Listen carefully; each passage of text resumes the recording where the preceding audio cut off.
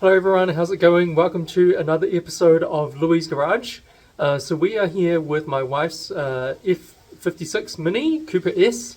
So we have a 2-litre turbocharged engine, and what we're going to be doing today is installing a piggyback tune or a power module.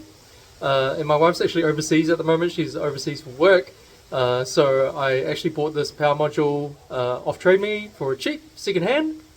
And I'm going to install it while she's away, give you a rundown of what the performance looks like, and then we'll see if she actually notices any difference when she comes back and drives the car. So what we're going to do is hop in the car, get a bit of a baseline, understand whether the car's being healthy or not, just completely stock, and then we're going to install the module and then see what the difference is. The only mod that we've done on this car is BMS intake. Again, I got that cheap off Facebook Marketplace, so I've been actually getting some really cheap parts for the Mini recently. So basically stock tune, stock everything, and stock turbo, all that sort of stuff, everything stock. So we'll see what the difference is when we plug in the module.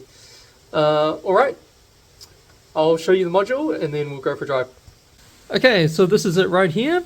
It is the NM power module made in the USA, and it's supposed to give us around 40 horsepower if we're running a really high octane fuel, and all it has is basically these two plugs. So this plug plugs into the factory plug, and then this one plugs into the sensor. I think it's the map sensor, the turbo map sensor, basically the turbo pressure sensor that we're plugging into, and I think it just fools the ECU into thinking that we're actually getting less boost than we're supposed to get, and then the ECU dials it up and gives us more boost. So yeah, it's pretty simple, it's pretty straightforward. There is a toggle switch, which I'll show you soon once I get this cap off, between 100 octane and premium octane. But lots of people have been running at 100 octane setting with 95 octane, and they said it's absolutely fine. So we might try that as well. Alright, sweet. So let's go for a bit of a drive with the current tune, with the current card, the current setup, and see how it feels. Alright everyone, I think we're good to go. I've just put it into sport mode. I've mounted the GoPro, I've got my OBD Link MX Plus connected to the car so that I can show you the boost level. Let me just get that screen recording going. Yep, nice, so now it's recording as well. So currently the boost is negative 1.3, so I think it's working.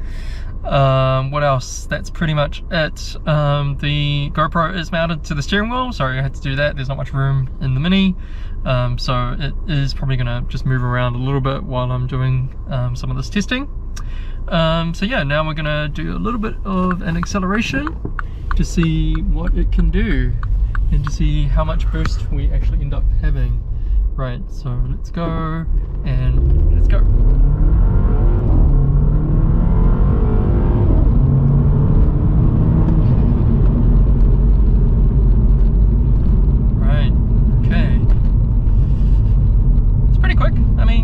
I think I'm expecting about 7.5 seconds to 100, which is pretty good. But yeah, I think we'll probably see a difference when we install the power module. Yeah, that was fun. Should try that again. This is great cars, by the way. If you haven't driven a Mini, you might be really surprised like how well these cars drive. They're pretty amazing. Alright, let's flick to the install for the power module, and then we can do some more testing. Okay, so looking at the install for the NM power module, so obviously I don't have a standard intake anymore. Hello Pom Pom, hello. No, don't do that, don't jump up into the engine bay. Yeah, so obviously I don't have a standard intake anymore. I've got the BMS intake, and so this is going to be a little bit different to what you have to do. But yeah, basically what we have to do is we have to take the airbox out. So I have to take the intake off, the airbox out. We have to take this front piece off, which is pretty simple. It's just a couple of bolts. yeah, and then apparently there's a sensor. I think it's the map sensor underneath the airbox, and so that's the plug that we need to get access to in order to plug in the module. Okay, so for me, I think I just need to undo this T25 here. The standard factory airbox has, I think, 4 T25s, but I've only got 1 because I've got the BMS thing now. So I just need to take that off. Yeah, and then basically remove the air filter and the airbox. Yeah, I'll see how it goes. Pam, what are you doing? I told you, don't jump into the engine bay. I'm trying to work on the engine bay here, Pam. Oh, okay, well, I guess I've got a helper today. Someone likes the Mini. Pam. Yeah, so I've unplugged the MAF sensor here because we're obviously going to have to move this around and remove the intake. And I think I'm also going to have to undo this cable tie, or get rid of this cable tie, which I've used to hold the cable onto the new intake. Alright, okay, so this is really interesting. So basically, as soon as you remove the air duct by removing these 2 nuts, you should actually be able to see the map connector already.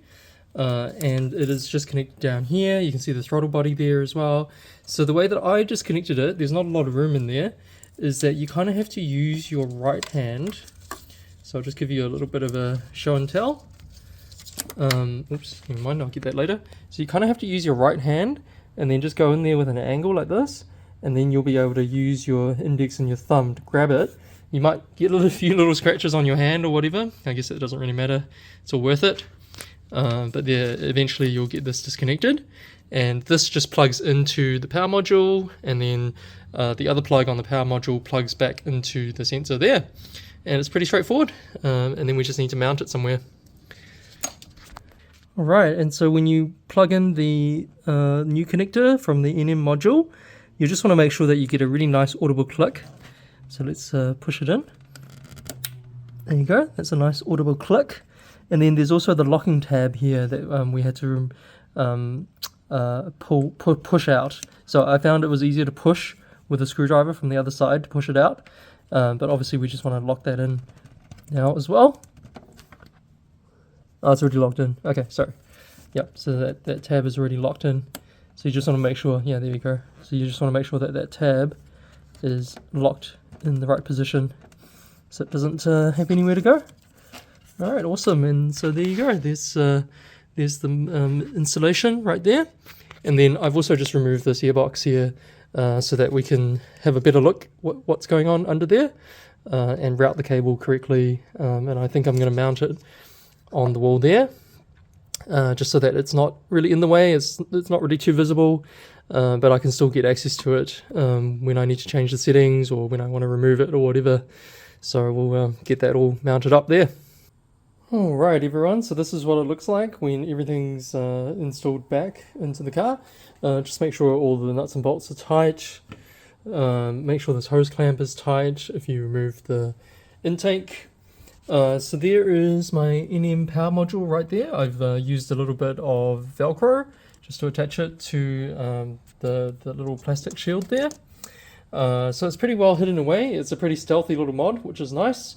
And at the moment I've got it set on the low power setting. I'll show you how to flick the switch later on. But yeah, it's on the low power setting for now, and I will do some tests. And I'll also get some 100 octane. Luckily we have some 100 octane not too far away. And then I'll try it again with 100 octane and go for the high power mode to see if that makes any difference. Alright, and to set the high power mode, then all you need to do is flip over the module.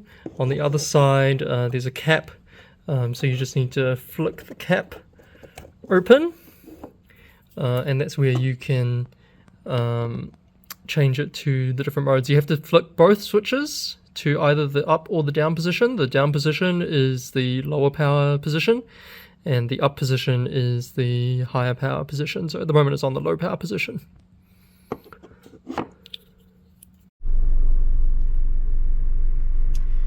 Alright everyone, so we're ready to go for the last test. So I flicked the switch, or the switches, to the high mode, and I did see 13 pounds of boost while I was driving here on my digital gauge. So this is going to be really interesting. I hope I don't get in trouble for this. But yeah, I don't know if we'll be able to get to 100, but we'll give it a try and see if maybe we can get to about 80 and then see how quickly the acceleration builds up. Okay, let's go.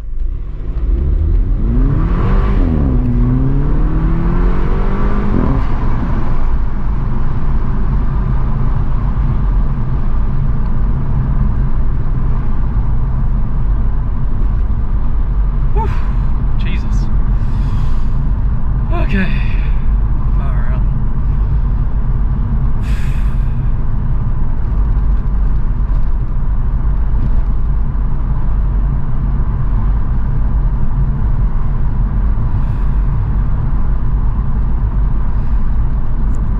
And I'm happy to report that the fuel consumption is actually still pretty good. So, you know, when I went to get some more petrol and give it a good test, I did a quite, you know, like, I don't know, maybe 3 or 4 pulls at least, as well as a few, you know, accelerations off the red light. And we're still at 6.5 litres per 100 kilometres. So I don't think fuel economy is a bit of an issue there at all.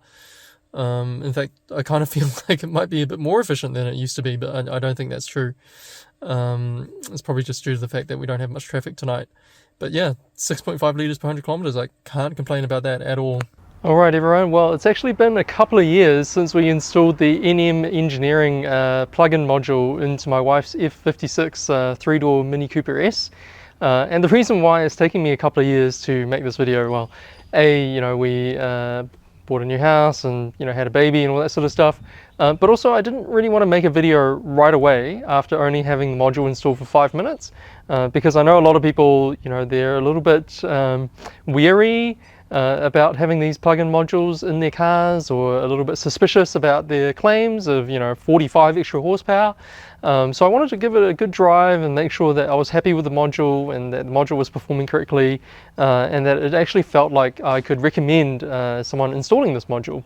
But I'm really happy to say that the NM Engineering tuning module, I think it's called newspeed.com now, slightly different name, but you know, same thing. I can really thoroughly recommend it because it definitely gave us a lot more performance in the old Mini. I can't really say for sure whether it's, you know, 45 horsepower, but it certainly felt like it was a lot more performance. And you can see from the OBD readings as well that we were getting a lot more boost. So I can definitely recommend it from that perspective. You know, there was no problems with the car whatsoever. It continued to produce extra horsepower. When we sold the car, because we bought this Clubman, we actually transferred the tuning module over to the Clubman. It was the same engine and everything. And the Clubman also has a bit more horsepower now as well. And the really telling thing is when you disconnect it and when you uninstall it from the old car, you can definitely feel, you know, a lack of performance. I wouldn't say the old car was slow, but it just wasn't quite as fast, wasn't quite as aggressive without the tuning module. So yeah, I can definitely thoroughly recommend it. It's worked wonders for this car as well, giving it a bit more power, giving it a bit more pep, especially in sports mode. Although the one thing that I found with this car was that it did actually take a little while for it to adapt and learn, and then get used to the tuning module and get used to the values that it was seeing. Whereas in the old car, it kind of started performing as you'd expect straight away.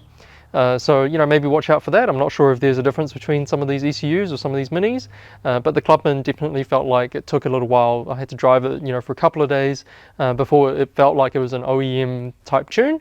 But otherwise, yeah, really happy with the NM Engineering tuning module. Plug and play, so easy to install. I would definitely recommend it. So yeah, go out and grab one for your Mini today.